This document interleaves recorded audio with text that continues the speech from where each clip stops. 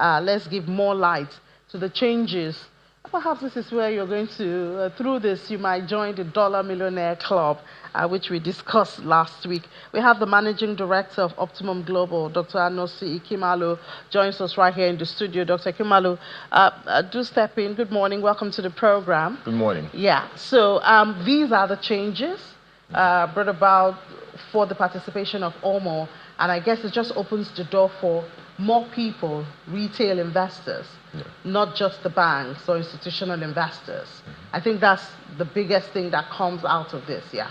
Yes, but also too, something else as well. They also reduced the restrictions on banks and how they can participate.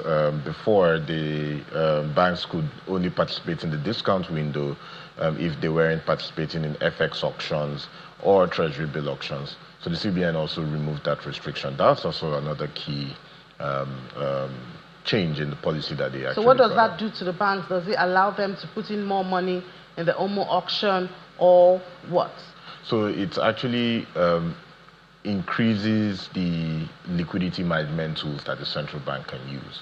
So allowing retail investors and non-bank financials to participate in OMO bills widens the net in which the CBN can use OMO to actually reduce or manage liquidity in the system, and removing the restriction on banks being able to participate in, foreign exchange market or primary government auctions also helps to, improve the liquidity management that, banks could actually use to manage their liquidity and participate in markets. So let me just ask, do you think perhaps the motivation for this is that there's still excess liquidity? Does it sound like that's what CBN is trying to do with this, or is it just about time to broaden the net for participation? I think it's about time, because it's clear that there's a lot of liquidity that moves through non-bank financial institutions as well as the broader market.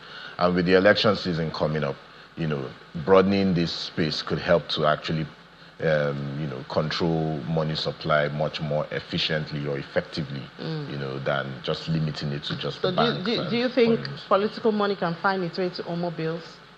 Well, I wouldn't say... Because, there's the fear of inflation from political spending. Exactly. That is real. I mean, from experience over time. Yes. So do you think that this could perhaps? Yes, certainly. I think that some of that election spending, that increased spending from election, could find its way, into OMO bills now that the net has been broadened in that sense. So tell us, I am an individual with this now. I can participate in OMO auctions. Exactly. What should I do? What do I need to have? How do I go about it? So for investors like yourself and I, this just increases the number of instruments that we can invest in. So it broadens our investment horizon. And you can participate the same way you'd participate in treasury bills. You approach your deposit money bank and tell them you want to bid at an OMO auction when the OMO auctions are available. And you place your bid, and if you're successful, you get allocated the bills. What do you mean you place your bid? How does that work? So it works the same way the treasury bill auction works. You place a bid at a rate, so it could be 20% or 19%, and if it gets filled at that rate, you get allocated your... So you can't do this through the app, because for a lot of people, transactions for capital markets is on apps now. Well, some fintechs, I'm sure innovation was probably going to get us there. But at the moment, it's probably going to be through your deposit money bank. You have to go through a bank. You have to go through a commercial bank. A commercial bank, to be very specific. Okay. Because they are the primary, people who can bid on your behalf. And then when you talk about the amount, I know normally when you have the FGM bonds, they tell you, I think it's at least 1,000 naira or something, or in multiples of 1,000.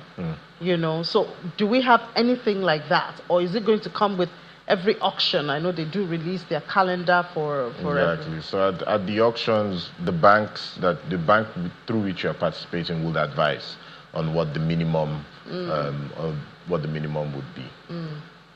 Okay, does it mean that, what about foreign investors? Are they in the loop here? Yeah, so they have always been, it was restricted to banks and foreign investors before. So this is just broadening it. So they can still participate. It doesn't remove their participation eligibility. Yeah. Better yields or just the same? Doesn't make any difference, yeah? For the yields? Well, just the way it's always been? Well, on the yield side, well, so these are the stop rates. So yields are slightly higher than that. Because we see yields are dropping now. Well, actually, yields have been increasing on the Treasury bill end. So there is probably going to be... What about the federal government bond? On the federal government bond, those are more long-term bonds or long-term instruments, so you wouldn't compare to OMOs.